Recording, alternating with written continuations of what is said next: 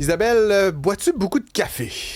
Bon, avec le temps, moi, j'ai réduit ma consommation, Oh! mais jadis, ça pouvait monter à 5-6. L'affaire, c'est qu'à un moment donné, whoop, t'as des problèmes d'estomac. Tu te fais dire par différentes études à quel point c'est épouvantable, la caféine. Donc là, je me suis dit, bon, ben, c'est bon, je vais essayer de me gérer. Aujourd'hui, 1, 2 cafés sans plus. Surtout que Tous je les trouve jours? que, ouais, Fin de semaine? la fin de semaine, plus un, mais je prends le temps de le boire, puis j'investis sur un café qui n'a pas de bon sens, là. Tu sais, un café cher, là. T'as investi, Ah oui, j'aime ça, j'investis. j'aime ça, Oui. ton rapport à Oui, à je sais que pour l'investissement. un économiste, ça se dit pas, mais pour une émotive, ça se dit dans le sens où moi, c'est de l'investissement bonheur. Quand, mettons, j'aime pas une tâche, je l'associe à quelque chose que j'aime. Donc, quand j'allais à l'université puis que j'avais pas envie d'aller à mes cours, un café cher, c'était un stimuli positif puis j'y allais.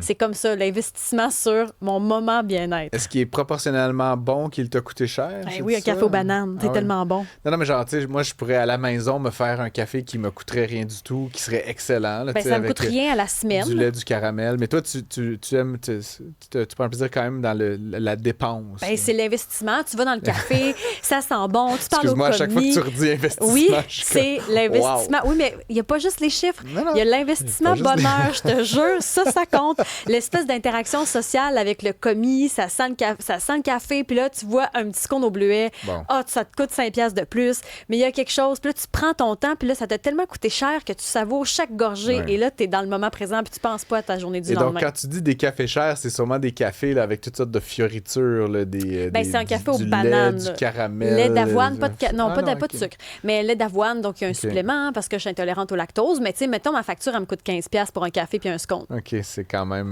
Ben, c'est un investissement bonheur. C'est un investissement bonheur. Toi? Moi, je n'ai pas dans mon portfolio d'investissement, il n'y a pas de café. Tu seras surprise peut-être de l'apprendre. Moi, je bois beaucoup plus de café que toi, là, 4 5-ish cafés par jour. 4, je pense, en moyenne. Que de l'espresso noir, par contre. Là. Moi, tu ne seras pas surprise d'apprendre que je n'investis pas en café. Puis en fait, comme on est ici bien pourvu chez Québécois, je paye pratiquement aucun de mes cafés. Ouais. Puis à la maison, j'ai une machine automatique. Là, fait que ça ne me coûte pas grand-chose. Puis moi, je t'avoue que j'adore l'odeur du café, Ouais. le goût du café, un bon café fort, espresso. par exemple. Ouais, c'est ça. Pas d'eau de vaisselle. J'ai un grand plaisir.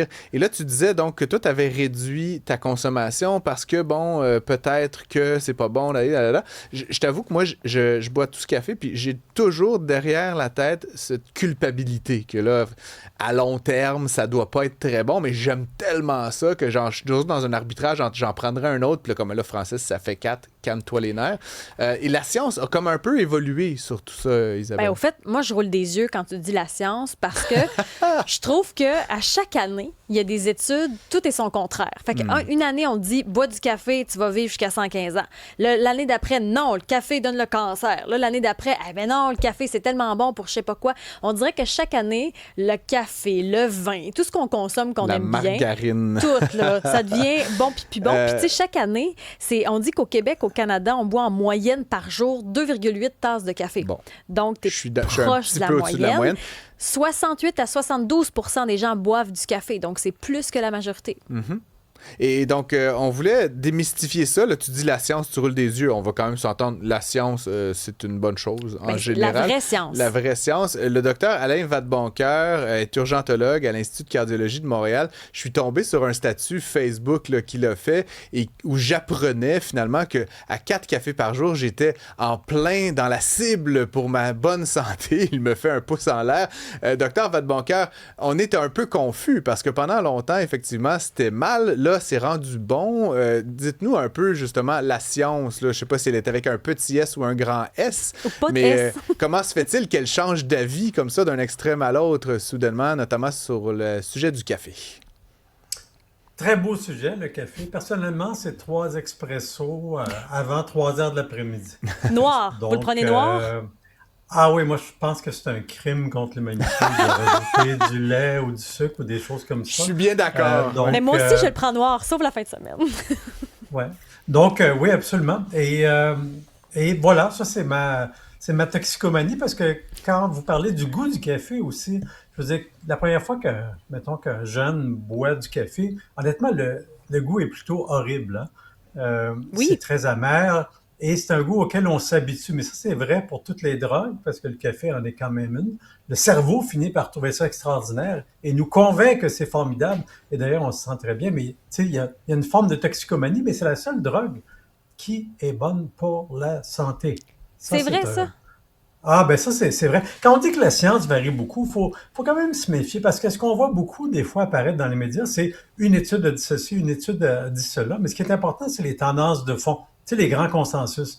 Moi, j'avais écrit en 2017 dans mon bouquin des ordonnances déjà que, ben, par exemple, les nutritionnistes américains favorisaient l'usage du café. Et sur des questions de fond, là, il y avait des effets de prévention. Puis c'est ce qui vient d'être, si on veut, il y a une autre grande société, les cardiologues américains, qui ont dit tout récemment, c'était l'objet de mon statut, que finalement, le café, peut-être craint par les cardiologues en particulier depuis longtemps, était une bonne chose même pour le cœur. Donc, tous les signaux vont pas mal dans le même sens. Il y a des exceptions pour en parler, là, mais je dirais que il semble y avoir une association, en tout cas, pas toujours, on ne sait pas si c'est une cause, mais avec finalement des bons effets pour la santé. Mais est-ce que c'est la science qui nous rapporte ça? Vous parlez d'études de fond. Souvent, c'est qu'on ne sait pas, est-ce qu'il y a un lobby derrière ou c'est vraiment des chercheurs qui nous apportent des informations? Ben, c'est toujours vraiment des chercheurs. Des fois, c'est une bonne question. Est-ce que les chercheurs sont financés? Est-ce qu'ils sont biaisés, etc.? C'est toujours une possibilité. Mais il y a quand même énormément de données sur le café, donc des grandes études de population qui montrent qu'effectivement, il y a des gains. Puis là, on parle du cœur. Le cœur, c'en est un. On a longtemps craint le café parce que ça donne des fois, certaines personnes sensibles, des palpitations qui sont pas nécessairement graves, mais qui sont désagréables. Ben, ça reste un excitant. Mais on voit que pour le cœur, ben, l'effet à long terme semble très favorable. Puis là, on parle de, effectivement, 3 à 4 tasses de café par jour. Puis là, ça dépend comment vous le prenez, là, mais il y a plus de caféine, si on veut, dans une tasse de café américain, là, au filtre, que dans l'expresso. Parce que moi, quand je dis 3 expressos, les gens font toujours « Ah, c'est beaucoup de café ». Ben non, en fait, c'est pas tant que ça.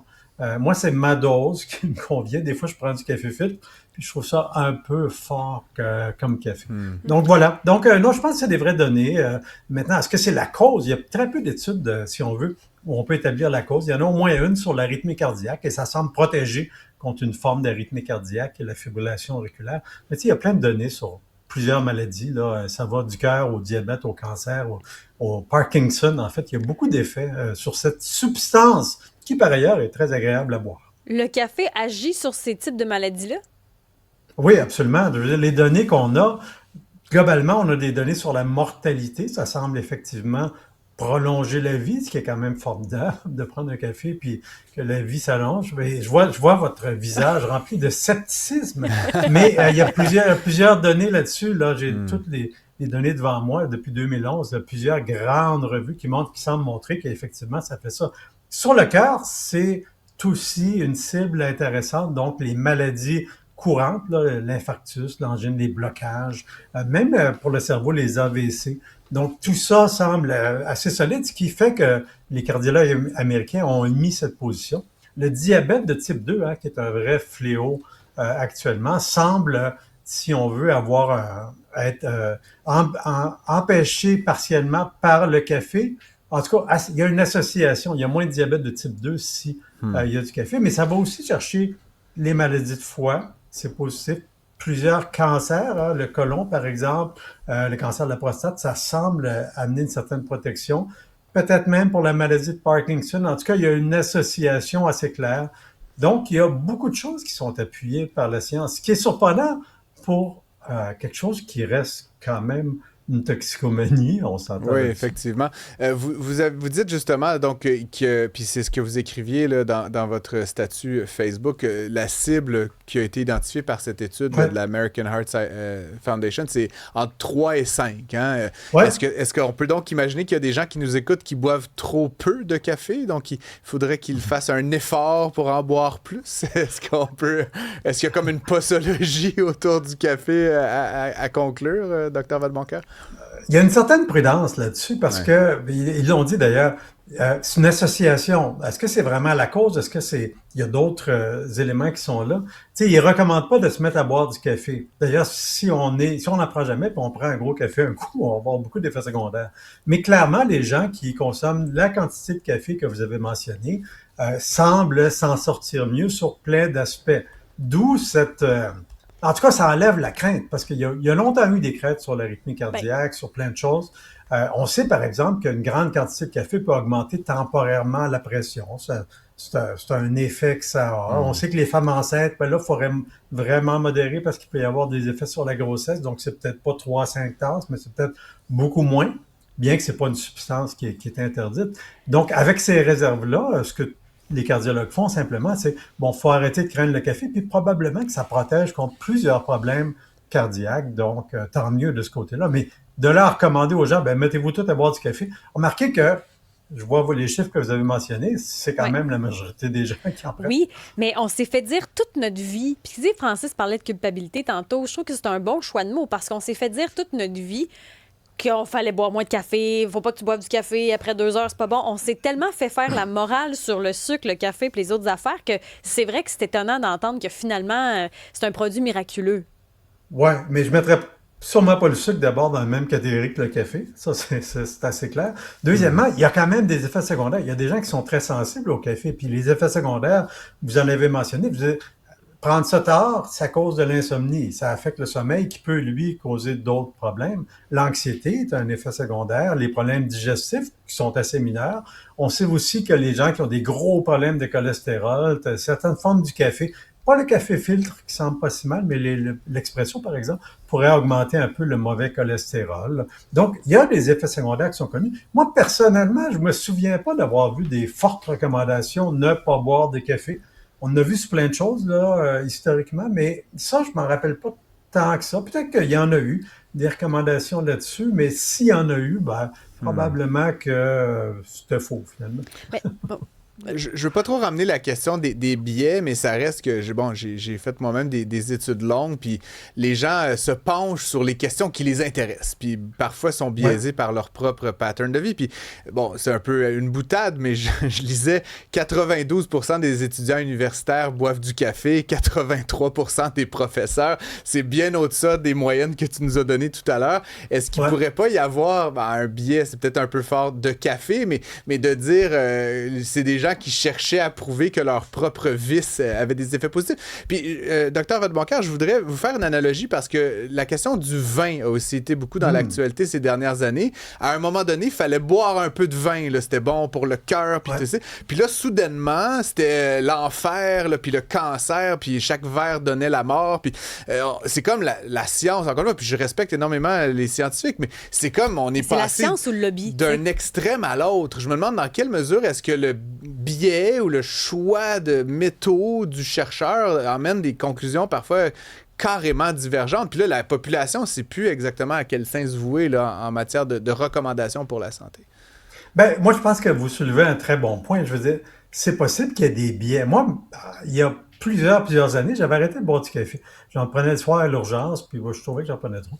Et j'avais arrêté. Puis, en fait, histoire courte, on montait un cours sur la prévention, puis on s'est mis à lire sur vraiment les vraies données sur le café, puis je me suis rendu compte que c'était une erreur d'arrêter. Fait que j'ai recommencé. Donc, ça, c'est un exemple. Mais c'est possible que les chercheurs soient orientés, bien que, honnêtement, ce type de données-là, c'est des très grandes études à très large échelle. Ouais. Ça semble des études à seul objectif. Pour le vin, moi, j'ai soulevé cette hypothèse-là. Je pense qu'il y a eu un biais favorable pour le vin parce que, bon, finalement, ça fait la même chose. On aime ça. Tout le monde, Ouais. tout le Ça monde reste en une boit. Puis drogue on se qui sent affecte tes coupable. facultés, tu sais. Probablement qu'à très petite quantité, genre tu sais, une consommation à tous les 2, 3 jours, il y a peut-être un certain effet protecteur sur certains problèmes cardiaques, mais de façon générale, tu sais, la connaissance, c'est quelque chose qui s'accumule aussi.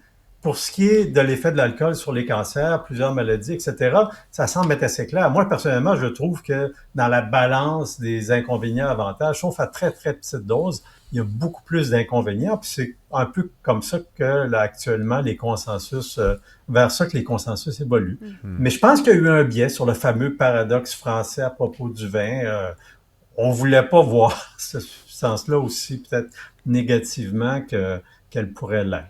C'est C'est un vrai bon que point. parfois, il faut regarder qui partage l'étude. Tu sais, des fois, on vous dit les chercheurs. Des fois, c'est juste ceux qui présentent les données Ben, qui le font pour leur propre business, finalement, et non pour la santé. Là. Tu sais, des fois, on ne vérifie pas nos sources. C'est facile de pousser ça sur les réseaux sociaux oui. puis de dire prends 2 coupes de vin par jour, éloigne le médecin pour toujours. Là, tu sais. Mais en fait, c'est un très bon point. Moi, quand je fais un statut comme ça, je dois être prudent parce que je pourrais dire probablement le contraire, puis les gens auraient confiance. Tu sais, c'est basé beaucoup sur la confiance, la relation. Bien Donc, sûr. j'essaie d'être très prudent, de ne pas avoir trop de biais, bien que par rapport au café, je ne peux pas nier le fait que j'ai un biais favorable. Donc, peut-être que si je n'avais pas eu ce biais-là, j'aurais jamais mis ça sur Facebook. Tu sais. Là où on se dit peut-être qu'on pourrait prendre du thé la prochaine fois, c'est que le prix du café a augmenté de 83 depuis 2020. C'est vraiment très, très cher. Donc peut-être que ça pourrait nous faire une angine de poitrine. Oui, non, ben écoute, c'est comme tous les aliments qui ont un effet favorable pour la santé, les fruits et les légumes, les prix ont beaucoup augmenté, ça devient un enjeu. Je suis d'accord que c'est un problème. Ceci dit, un petit expresso dans une machine où on broie soi-même le café, le coût est quand même pas Ouais. si mal. En tout cas, ça semble être un budget moindre que celui que vous avez évoqué pour vos cafés. Très bien. Docteur Vadeboncoeur, merci beaucoup d'avoir été avec nous. Je vais aller me faire une autre petite tasse pour célébrer cette Ouais. rencontre. Moi, je vais boire de Moi, l'eau pour m'hydrater. j'ai un temps pour un expresso. Il est encore juste 1h30. Vous êtes vraiment accro! Bonne fin de journée, Docteur Vadeboncoeur. Salut, bye.